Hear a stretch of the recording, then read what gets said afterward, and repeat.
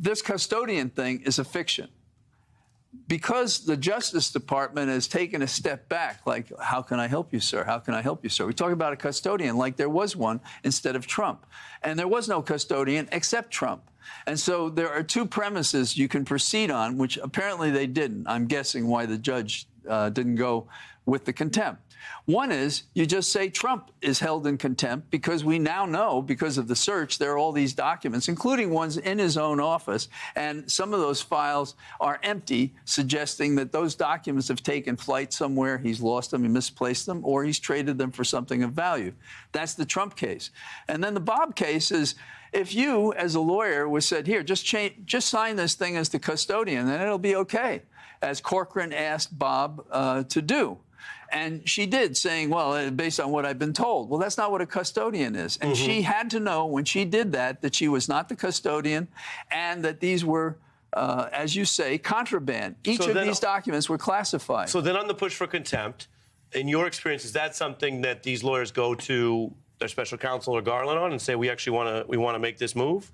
Well, I think what they do, if I were representing Trump, I don't like to give tutorials to, in my opinion, the enemy, the people that are doing very well You're entitled to your opinions. By the failures of the Justice Department, also in my opinion, because it's hard to believe that you would lose this motion, given that the contraband, the classified documents, that you or I would be in jail immediately But afterwards. I'm asking, do you think this, when you look at an assertive step like this, does it reflect Smith's sign-off or not?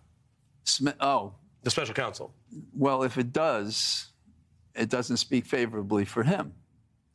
Because it strikes me as very difficult to lose the motion when you have all of these things from May on, after the subpoena, that show you that they had documents. Well, let me press you on that, Counselor. Yes. There's... Counselor sounds dangerous. Okay, I'm ready. Yeah, well, there's the case. I'm braced. Okay. Bring it on.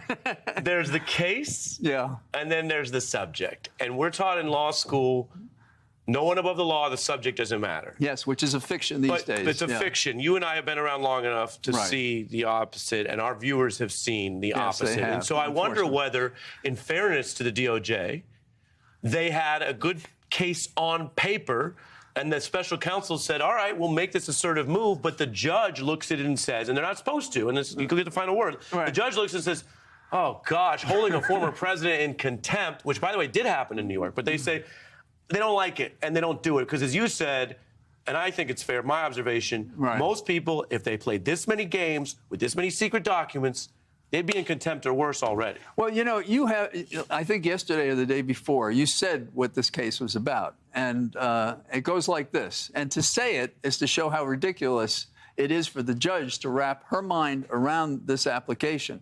And this is the case. The case is, I have asked these lawyers to go out and confirm what there is, and they go to various places with a private firm, and they come back again with two documents from a different location in New Jersey. And so the Justice Department says, I want you to hold them in contempt for what? Not producing all the documents or signing a document saying that they produced all the documents. And they're in the same position factually and as an evidential matter as Bob, who was asked to sign one back in June, which he couldn't sign because she had not been the custodian, and they don't know the universe because their client is a liar who is certainly not telling them what he has if he's following suit, as he has in every other instance of the many and varied array of crimes he's committed that we've seen and he's often admitted to. Yeah. Listening to you, get the sense that you think he might be guilty. I think that's possible. Well, I like to wrap it up. 100 documents in his... He got 100 documents they found on the search and seizure. Hey, I'm Ari Melber. Thanks for watching The Beat. I wanted to let you know I'm writing a foreword to the January 6th committee's full report, which is coming out soon from HarperCollins. You can go pre-order the book right now, and it'll come to you first when the report comes out in the fall or whenever the government releases it. Just search Melber Jan 6 on Amazon or your favorite independent book site and click pre-order. You'll be the first to get both the report and my new piece on the coup conspiracy. You can also go to melberbook.com and order it there.